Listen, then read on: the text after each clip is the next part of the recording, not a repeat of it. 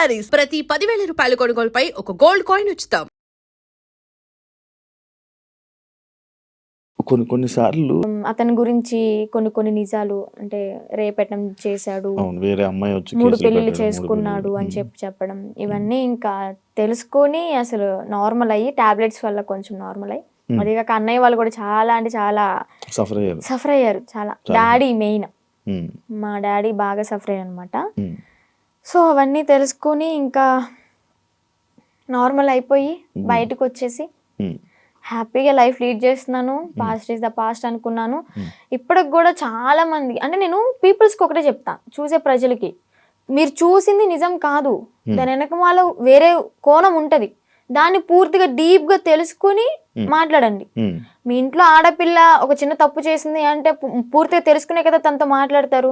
అలాగే ఏదన్నా చూస్తున్నారంటే పూర్తిగా తెలుసుకుని మాట్లాడండి.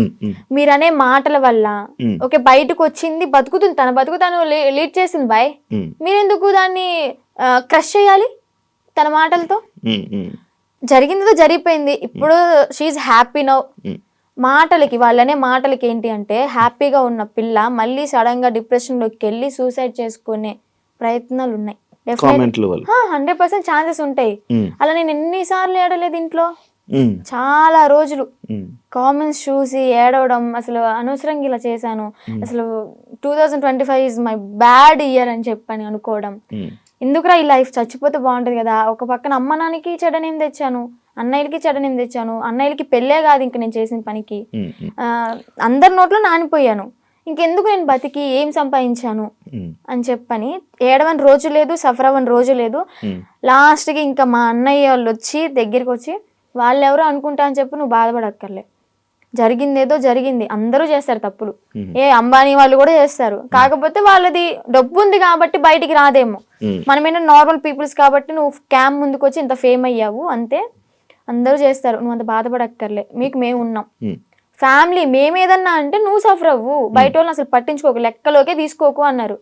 అది నేను మోటివేట్ గా తీసుకొని ఇప్పుడు ప్రెసెంట్ హ్యాపీగా ఉన్నాను. పికిల్ బిజినెస్ స్టార్ట్ చేశాను, బిజినెస్ కూడా మంచిగా రన్ అవుతుంది. పికిల్ బిజినెస్ చేస్తున్నావు? Yeah, Srivarshini home foods.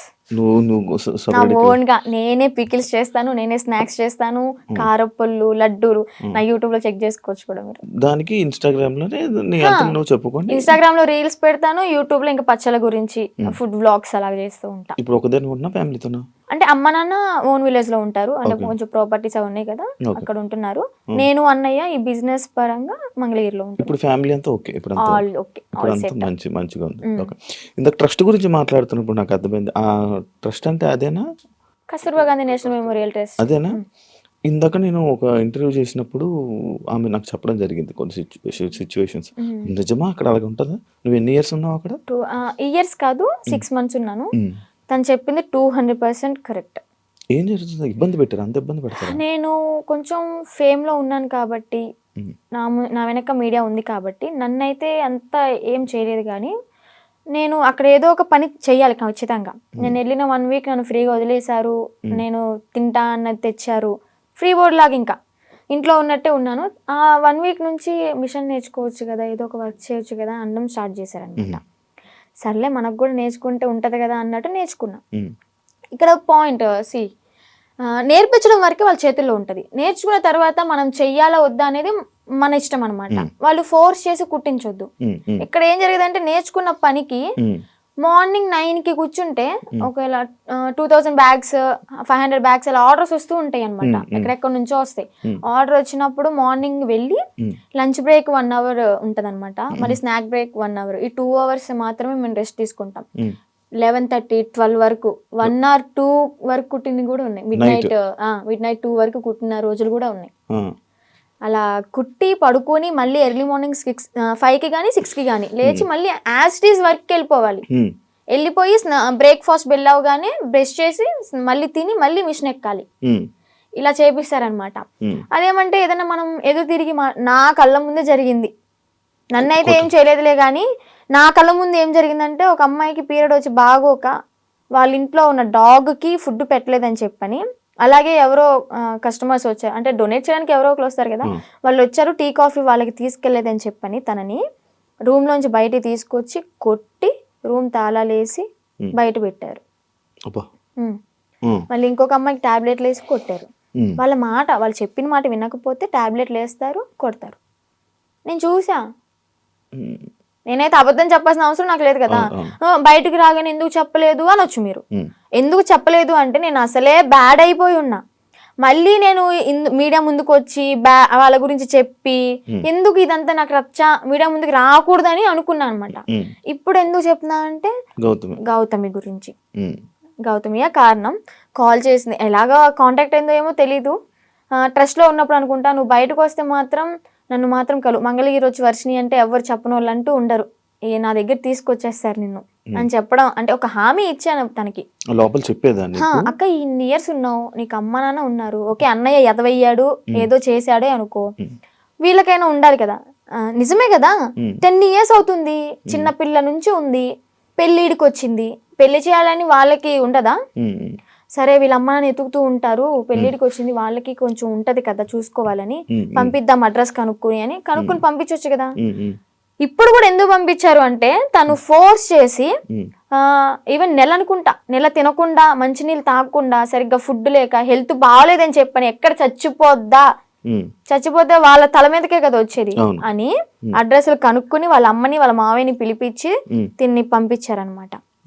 లేదంటే అమ్మ నాన్న లేకపోతే తను చచ్చినా గానీ ఇంకా శవ అనాథాశ్రమానికి వెళ్ళిపోయి ఇంకా అది కాల్ చేస్తారు కదా నార్మల్ గా ఎవరు లేకపోతే, అలాగే అయిపోయేది. అంత పట్టుబడి అసలు పంపించాలి అంటే ఎందుకు అంత తిండి మానేసి అంత ఘోరంగా ఎందుకు ఉండాలి, ఎందుకు అలా హింసించాలి? మీరు మీకైనా కొంచెం థాట్ రావాలి, పెళ్లి చేసుకుంటుంది బాగుంటది అని చెప్పని. అక్కడే కుంగబెట్టి కుట్టించి అనారోగ్యాలు వచ్చేలాగా చేసి ఏం యూజ్ ఉంటది? ఇంకా మహిళల్ని ఏం కాపాడుతున్నారు? అమ్మాయిలకి ఏం లైఫ్ ఇస్తున్నారు? ఏం నేర్పిస్తున్నారు? అంటే ఎప్పుడు ఇంకా పని చేయించుకుంటూ ఉండడం. ఎప్పుడు ఆ బ్యాగులు కుట్టించడం తప్ప ఇంకేం పని? నేను అయితే మిషన్ కే వెళ్ళేదాన్ని అనమాట. డబ్బులు ఇచ్చారా? లేదు, నేను 6 months బ్యాంక్ అకౌంట్ ఓపెన్ చేయాలని ట్రై చేశారు, బట్ కానీ ఓపెన్ అవ్వలేదు నా పేరు మీద. ఇంకా లీవ్ ఇట్. నేను మనీ కోసం అయితే ఏం వెళ్ళలేదు కదా, నార్మల్ గా ఇంకా వచ్చేసాను అనమాట. బ్యాగ్స్ నేను కుట్టాను అనమాట, నేను కూడా నేర్చుకున్నాను.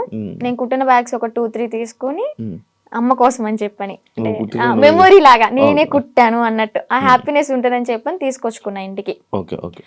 సో అలా జరిగిందనమాట.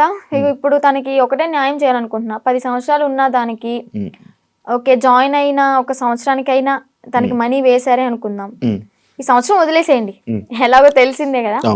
ఈ 9 సంవత్సరాలకైనా వీళ్ళు మనీ వేసారా తినకి? రోజుకి 18 రూపాయల, ఒక్క రోజుకి మార్నింగ్ నుంచి నైట్ వరకు కొడితే 18 రూపాయల నువ్వు ఇచ్చేది. బయటకు వెళ్తే దానికి ఇప్పుడు కుట్టే దానికి తనకి 1000 రూపాయలు ఇచ్చినా కానీ తక్కువే. చాలా తక్కువ అవుతుంది, ఎందుకంటే వాళ్ళు కుట్టే వాళ్ళు దొరకట్లే. ఫినిషింగ్ అయితే అద్దరు కొట్టేస్తుంది తను గౌతమి. తన దగ్గర చూసి ఎలా కొడుతుంది ఏంటి అని నేను కూడా అంతే నేర్చుకున్నాను అనమాట. అలాంటిది ఆ పిల్లకి వాళ్ళ ఇళ్లలో పనులు చేయించుకుని, ఘోరం ఏంటి అంటే ఇక్కడ లక్ష్మి అని చెప్పిన అక్కడ స్వదార్ వాళ్ళకి ఇన్ఛార్జ్ అనమాట, స్వదార్ పిల్లలకి. ఆ ఇన్ఛార్జ్ అయిన ఆమె వాళ్ళ ఇంట్లో ఏదైనా పని చేయాలి అంటే సెలెక్ట్ చేసుకుంటది. ఓకే నువ్వు రేపొద్దున్నే మా ఇంటికి రా పని చేయడానికి అని వెళ్తారు. అలాగే గౌతమిని కూడా ఒకసారి సెలెక్ట్ చేసుకుంది. ఇవన్నీ తను చెప్పిన మాటలు అనమాట. నేను అనుభవించాను, నేను చెప్తున్నాను కాబట్టి నువ్వు నన్ను నమ్మాల్సింది, ఎందుకంటే నేను చేశాను నా చేతులారా అని. ఏం చెప్పింది, యాక్చువల్గా వాళ్ళ బ్రాహ్మణ్స్, కొంచెం క్యాస్ట్ ఫీలింగ్ కూడా ఉంది ఆమెకి. అయితే పనికి వెళ్తుంది. పనికి వెళ్ళిన తర్వాత ఆ లక్ష్మి అనే ఆమె ఎవరైతే పీరియడ్లో ఉంటారో, చెప్పకూడదు, మీరు బాయ్స్ యాక్చువల్గా మాట్లాడకూడదు అనుకున్నా, కానీ చెప్పాలి, ఇక్కడ తప్పదు. ఆమె పీరియడ్ లో ఉన్నప్పుడు ప్యాడ్ తీసి డస్ట్బిన్ లో కూడా వేయలేదు. వీళ్ళు పనికి వెళ్ళినప్పుడు బాత్రూమ్ కడిగేటప్పుడు ఆ ప్యాడ్ వాళ్ళ చేతులతో తీసి డస్ట్బిన్ లో వేయాలి. అసలు ఏమనుకోవాలి? She also one of the లేడీనా, అర్థం చేసుకోవాలి కదా. అలాంటి ఆమె వీళ్ళ చేతిలాగా గొడ్డు చాకరీ చేయించుకుని, డబ్బులు కూడా మ్యాటర్ కాదు ఆమెకి. ఇక్కడ న్యాయం ఏం జరిగింది? హెల్త్ ఖరాబ్ అయింది. అరే ఆర్డర్ వచ్చి కుట్టి కుట్టి కుట్టి కాలు ఇంతలావైంది. నేను ఉన్నప్పుడే ఆమెకి కాలు ఇంతలావైతే ఏం కాదులే అన్నట్టు ఆయింట్మెంట్ రాసి కట్టి ఆ కాలుకి కవర్ కట్టి మళ్ళీ యాస్టీస్ కుట్టిస్తున్నారు. తనకి 10 సంవత్సరాలు. సరే 10 సంవత్సరాల్లో ఒక 2-3 సంవత్సరాలు నార్మల్ గానే ఉన్నారనుకోండి. వీళ్ళకి కొత్తగా వచ్చిన వాళ్ళతో మంచిగా ఉంటారు, ఒక నెల వరకు ఉంటారనమాట. పాత అయ్యే కొద్ది ఏంటంటే నిజస్వరూపాలు బయట పెట్టేస్తారు. ఎక్స్పీరియన్స్ కొద్ది ఇంకా మాటలు అనడం, పని చేయించడం, నానా రకాలుగా మాట్లాడడం, ఓకే. ఇంకా బూతులే. నువ్వు వెళ్తావా ఇప్పుడు క్వశ్చన్ చేస్తావా వాళ్ళ దగ్గరికి వెళ్ళి? వెళ్తావా? డెఫినెట్లీ క్వశ్చన్ చేస్తా. ఉమ్, ఇప్పుడు ఒక అమ్మాయి బయటకు వచ్చి ఇంత ధైర్యంగా చెప్పింది అంటే అబద్ధాలు అయితే కాదు, ఉమ్, నిజం. ఉమ్, అదే నిజాన్ని నేను క్వశ్చన్ చేస్తా. ఓకే. ఒక ట్రస్ట్ నడిపిస్తున్నప్పుడు నిజాయితీగా ఉండాలి. ఓకే. ఆడపిల్లల్ని ఓకే వాడుకుంటున్నప్పుడు వాళ్ళకి తగ్గ డబ్బులు ఇవ్వాలి, వాళ్ళకి కష్టానికి తగ్గ ఫలితం ఉండాలి. అవును. ఇప్పుడు ఆ పిల్ల గౌతమి ఏమంటుందంటే మా అమ్మకి మోకాలు బాగోదు, ఉమ్, మా అమ్మకి చూపించుకుందాము, నేను ఒక మిషన్ కొనుక్కుని ఒక బుట్టెక్లా పెట్టుకుందాము, బ్యాగులు అమ్ముకుందాం అనుకున్నా గానీ నాకు ఈ 50,000 ఏం సరిపోతాయి? అవును, సరిపో. నేను మినిమం 2.5 lakh ఉన్నాయి అనుకున్నాను. మా అమ్మకి ఓకే 1,00,000 రూపాయలు పోయినా కానీ నాకు 1,00,000 ఉంటే 50,000 బ్యాంకులో వేసుకున్నా కానీ వడ్డీ తిరుగుతూ ఉంటది అని తను చెప్పింది అనమాట. ఓకే. న్యాయమే, తను అడగడంలో న్యాయమే. ఆమె చేసిన 10 సంవత్సరాల వర్క్ కి 2.5 లక్షలు కూడా చాలా తక్కువ. అదే ఇప్పుడు బయట ఉన్నట్టయితే ఎంత సంపాదించేది ఎక్కువే కదా. ఉమ్, చూసుకుంటే బయటకి ఇంద్రభవనాల్లాగా మంచితనంగా కనిపిస్తాయి అనమాట. ఎవరైనా క్లోజ్ దగ్గర అయితేనే వాళ్ళ నిజస్వరూపాలు బయటపడతాయి. నీకు బాగా ఎక్స్పీరియన్స్ బాగా ఎక్స్పీరియన్స్ అయింది అనమాట. అందుకే చెప్తున్నా. ఆ ట్రస్ట్ కూడా అంతే, చూడడానికి బయట అమ్మాయిలకి హెల్ప్ చేస్తున్నారు, అమ్మ నాన్న లేకపోయినా కానీ మంచిగా చూసుకున్నారు, తిండి పెడుతున్నారు అని చెప్పాను. ఫుడ్ బాగానే ఉంటది, కాకపోతే పని చేస్తేనే ఫుడ్, పని చేయకపోతే వస్తుండు అంతే, పెట్టరు. అలాగనమాట. లోపలికి వెళ్తే ఇన్ని ఉంటాయి, రాక్షసత్వం బయటపడుతుంది అనమాట. నేను తనతో కూడా మాట్లాడడం జరిగింది. అదే ఇలా సిచ్యువేషన్ జరిగితే నువ్వు కూడా ఉన్నావని చెప్తే నేను ఈ పాయింట్ అడిగాను. ఎన్ని రోజులు ఉన్నావు నార్మల్గా అఘోరితో? ఎన్ని రోజులు అంటే ఒక 2 months అనుకుంటా జర్నీ. 2 months journey. ఎటు తిరిగే వాళ్ళు నార్మల్? నాకు డౌట్ అంటే టెంపుల్స్ కే తిరిపేవాడు. టెంపుల్స్ తీసుకెళ్ళి దర్శనం చేసుకోవడం, పడుకోవాలి అనుకుంటే పెట్రోల్ బంక్ దగ్గర నైట్ ఆపేసి పడుకోవడం. ఫుడ్ అంటారా, భక్తులు ఉంటారు కదా, ఇప్పుడు అంత ఫేమ్ అయిన అతనికి ఆ కారు చూసే, ఆ స్టిక్కరింగ్ అయినా చూసే వచ్చేస్తారు. వచ్చి 500 కానీ 1000 రూపాయలు కానీ, లేదా పెట్రోల్ ఫుల్ ట్యాంక్ చేయించడం, భోజనం వండి తీసుకురావడం, తనకి బట్టలు పెట్టడం, ఇవన్నీ జరిగినాయి అనమాట. అలా చూసుకుంటే రోడ్డు మీద వెళ్ళే వాళ్ళందరూ ఒక 10 ఇచ్చినా గానీ, ఒక 100 మంది 10 ఇచ్చారనుకోండి, ఎంత అవుతుంది? 10,000 1000 రూపాయలు ఎంత అవుతుంది? రోజుకి ఒక 25-30 సంపాదిస్తాడు అనుకోండి. అలాగా రోజుకి 25-30. పెట్రోల్ ఫ్రీయే, డబ్బులు ఫ్రీయే, తిండి ఫ్రీయే. ఇంకేముంది, ఏసీ ఆన్ చేసుకుని చల్లగా కూర్చుని తోలడం. రోజుకి 25,000-30,000 పడిపోయి నేనే పక్కన కూర్చున్నా కదా. లెక్కెట్టేదానంటే ఒక్కసారి అనుకుంటే కౌంట్ చేసా మనీ మొత్తం. అంటే ఓన్లీ గుడ్లకి వెళ్ళడం, పెట్రోల్ బంక్ దగ్గర పడుకోవడం అంతే. అంతే. ఇంకా ఇల్లు సపరేట్ ఏమి ఉండేవి కావు. ఈ 2 months లో నువ్వు లేవు. మరి అప్పుడు ఎప్పుడు క్వశ్చన్ చేయలేదా, నువ్వు అడగలేదా? అంటే ఆశ్రమం పెడదాము అని చెప్పని ఇంకేదో చెప్పుకుంటూ ఇంకా తెలిసిందే కదా, ఒక నమ్మి వెళ్ళడం, ఆ ట్రాన్స్ లో ఉన్నాము అంటే అతను చెప్పింది దైవం లాగా ఇంకా పూజిస్తూ ఉంటాం అనమాట. నేను ఒకటి చూసా, మధ్యలో నువ్వు వచ్చేసావు. ఈ 2 months గ్యాప్ లోనే ఒక 3 weeks అనే వాళ్ళు తీసుకొని రావడం జరిగింది కదా. వచ్చేసిన దాన్ని ఎందుకు మళ్ళీ పారిపోయి వెళ్ళిపోయావా నువ్వు? పారిపోయి అనుకోండి, అలాగే నా సొంతగా ఏం కాదు. అది కూడా కొంతమంది మధ్యలో వ్యక్తులు ఉన్నారులే, పేర్లు ఎందుకులే గానీ చెత్త అని చెప్పుకోవచ్చు. అమ్మాయిలే, అబ్బాయిలు కూడా ఉన్నారు. మా అన్నని చంపమని చెప్పి 3.5 లక్షల డబ్బులు కూడా తీసుకున్నారు, చంపుతా అని చెప్పని. ఈ విషయాన్ని నాకు అతని దగ్గర ఉన్నప్పుడు తెలీదు, బయటకు వచ్చినాకే తెలిసినాయి ఇవన్నీ. మా అన్నని చంపడానికి 3.5 లక్షలు, ఆ డబ్బులు ఇచ్చేటప్పుడు కూడా నేను పక్కనే ఉన్నా. కాకపోతే వీళ్ళని చంపడానికి నాకు తెలీదు, ఏదో విషయంలో ఇస్తున్నాడు అనుకున్నా. అది చంపడానికి డబ్బులు ఇచ్చాడు, అంత అయిపోయింది. ఇంకా సెకండ్ టైం వెళ్ళడానికి రీజన్ ఏంటంటే, కొంతమంది ఉన్నారు వాళ్ళు ఫోన్లు, నేను నార్మల్ గానే కంట్రోల్లో ఉండిపోయా. మా అమ్మ చెప్పింది విన్నాను మంచిగా. ఇంకా ఓకే, మా నాన్న కూడా చూసి చాలా రోజులు అవుతుంది కదా, మా నాన్న చూసుకుంటూ ఉండొచ్చు అని అనుకున్నా.